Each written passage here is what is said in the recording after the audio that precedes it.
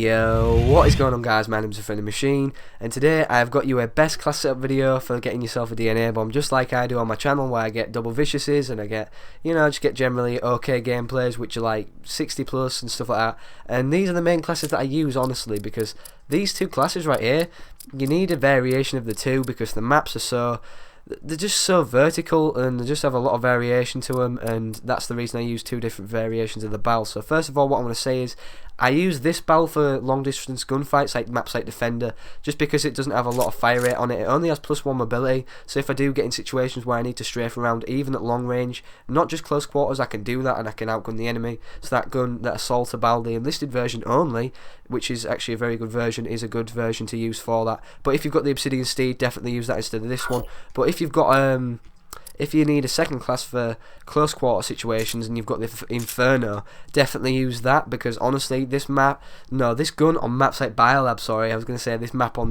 guns then, but obviously I didn't. But this gun on maps like Biolab that are close quarters and you're going to constantly rush on, because obviously it's just a weird map to control, you want to be using something like this that has a lot of fire rate and a lot of handling, because it just shreds people really quickly. I've got obviously a double vicious medal on my channel right now with this on Instinct, and Instinct isn't a big of a map if you know how to control it right. I was just controlling the temple in the middle of the map, which was a pretty good tactic to use, and I did it solo. I single-handedly held down that spot and killed people at the flags, because you can basically see the two main flags in the areas that the enemies like to operate around. So that is definitely a good class to go balls deep in and get loads of kills and rush around a lot. But if you don't have the Inferno, use the Bal 223, because that has +1 fire rate as well, so it has the same fire rate as the Inferno. It's just, it doesn't, well, what have I gone on there? It just doesn't have I went down to the AK-12. It just doesn't have that that damage stat that the Inferno has. But the Inferno, it actually has -3 mobility, and that isn't all a bad thing either, because you can just slap quick draw on it. As you can see there, I've got quick draw on the Inferno, and on the Assaulter I've got grip. The reason for that is because the mobility on the Inferno, it doesn't seem to be dashing around and ADSing like with stock, because stock allows you to do that. It seems to be aiming down the sight itself in order to strafe and then do stuff. So obviously you want to be using quick draw to aim down the sight quicker, just for those reasons that I've stated there, and that's why you don't need quick draw on this one, because it doesn't have any minus mobility. If anything, it has better mobility because it's only got a +1 stat of mobility. But honestly, these two classes are just pretty good anyways. If you have one or the other, you'll do good, but if you have both, then you'll do even better. But right now I'm going to discuss the perks. I use the same perks in every class, well, both classes for this matter: low profile, blind eye and toughness. They're the three perks you want to worry about the most, because they're going to keep you from being off the radar. And if you are found off the radar because you're being stealthy, then you can turn on people and you have a more chance of outgunning them, because you've got toughness on, and toughness is just probably the best perk in the game, if not from the ones that I've got on like blind eye and low profile, which are kind of linked together to do good. But toughness, honestly, to win them gunfights, all comes down to when you're one-on-one with the enemy, yeah, you need that. But why I don't use blast suppressor, and the reason for this is I know the map's enough right now on Advanced Warfare to not need blast suppressor, because I know how to manage my exosuit and how to use my movements to kind of get the enemies to think, oh, he's going over there, but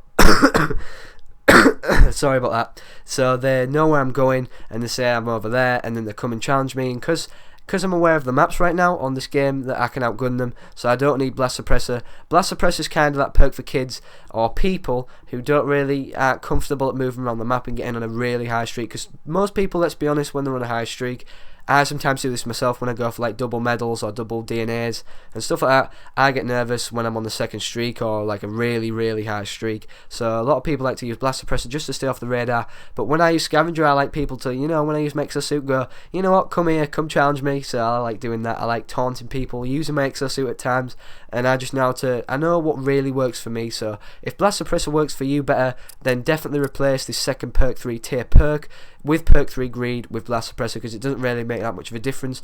I just don't like picking up other people's crappy guns, and that's why I use scavenger. So for the exo ability on this one, I use overlock just to get to them spots better where I like outgunning people at longer ranges, so I can have the advantage. And I have a random frag just because I didn't know what else to use. So if you can think of a better thing to use instead of this frag, honestly do it, because I just didn't think of anything else. But right now the score streak that I'm using, the only score streak that I'm using on this first class, which I think is really good, is the threat detection UAV with speed. That is a really good combination, because when you're actually in them long distance gunfights and stuff like that, you want to be seeing people through walls, and you want to be seeing people quickly on your radar if they don't have low profile. But if they do, it doesn't matter, because you've got threat detection anyway, and you can see them quicker, which is really good, because then you're informed where everyone is and everyone's moving, so you can kind of move around the map a little bit slower. But on my Inferno class, I actually use extra time and threat detection, just because I want that threat detection up longer, because I'm rushing around more and I'm moving around more, and I don't need to see people on the UAV as much. I constantly rely on people looking through walls at them, and just generally seeing them round corners, and, you know, getting the first hit on them, because this is more of a rushing class. But they're my two best classes, and that's as much as I could break them down as I could, guys, in this time that I've got. So hopefully you guys enjoyed today's video, and if you did, please leave a like down below, or a comment, or tell me what you guys think works well for getting yourself a DNA bomb. I know a lot of people can't get them, but yeah, probably a lot of you guys have already got them, so let me know down in the comments what you think. And if you like more videos like this, let me know as well. I can show you guys what I do more in this game. And thank you all for watching. Peace out.